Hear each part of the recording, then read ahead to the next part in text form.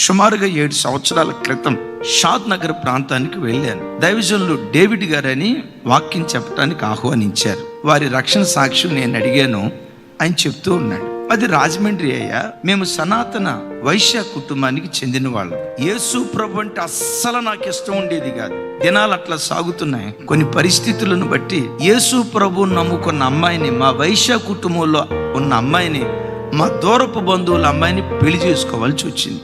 కానీ నా భార్య చాలా మంచిది. ఒకరోజు నా దగ్గరకు వచ్చి, నిన్నేం అడగనయ్యా, పట్టు చీరలు కొనిపెట్టమన్ను, బంగారం కొనిపెట్టమన్ను, వెండి బంగారాలు కొనిపెట్టమన్ను, ఆస్తిపాస్తులు కొనిపెట్టమన్ను, బైబిల్ చదువుకునే అవకాశం నాకు ఇయ్యయ్యా, ప్రార్థన చేసుకునే అవకాశం నాకు ఇవ్వయ్యా, ఆదివారం ఒక్కరోజు చర్చికి వెళ్ళే అవకాశం ఒక్కటి అయ్యా. ఇది నా భార్య అడిగింది. నా భార్య చాలా మంచిది. యేసు ప్రభు అంటే నాకు ఇష్టం లేకపోయినా నా భార్య మీద ఉన్న ప్రేమను బట్టి సరే వెళ్ళమ్మా అని కొన్ని పరిస్థితులను బట్టి అంగీకరించా. నా భార్య సత్ప్రవర్తన చూసినప్పుడల్లా యేసు ప్రభువును గురించి తెలుసుకోవాలనే ఆరాటం నాకు కలిగేది. ఒకరోజు నా భార్య లేని సమయంలో బీరువా దగ్గరికి వెళ్ళి దొంగతనంగా నా భార్య బైబిల్ తీసి, ఏముందా బైబిల్లో చూద్దామని చెప్పి తెరిచా. మత్తయి సువార్త వచ్చింది. ఆ మత్తయి సువార్తలో వ్యభిచరించవద్దని మోషే ధర్మశాస్త్రం మీతో చెప్పిన మాట మీరు ఎరుగుదురు కదా, నేను మీతో చెప్పినదేమనగా, ఒక స్త్రీని మోహంతో చూచినవాడు అప్పుడే ఆమెతో వ్యభిచరించి ఉన్నాడు. దేవుడు చెప్పిన మాట ఆయన హృదయాన్ని తాకి అక్కడ ఆగిపోయాడట.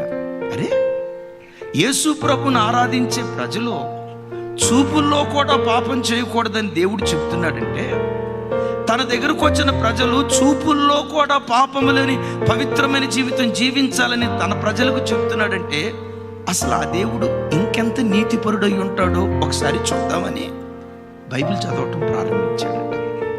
బైబిల్ అంతా చదివి పూర్తి చేసే లోపు యేసుక్రీస్తును స్వరక్షకునిగా అంగీకరించి బాప్తిస్మం తీసుకొని అదే బైబిల్ తీసుకొని రాజమండ్రి నుండి షాద్ నగర్ ప్రాంతానికి వచ్చి దేవుని సేవ చేస్తూ వందల మంది ప్రజలను ప్రభు తట్టు త్రిప్పాడు. నేను అడిగా, యేసు ప్రభులో ఏం చూసావయ్యా? సాటి లేని పరిశుద్ధతను చూశా, సాటి లేని నీతిమంతత్వాన్ని చూశా. ఎన్నో గ్రంథాలు నేను చదివానయ్యా. ఏ దేవునిలో దొరకని పవిత్రత, ఏ దేవునిలో దొరకని యథార్థత యేసుక్రీస్తులో మాత్రమే నేను చూశా.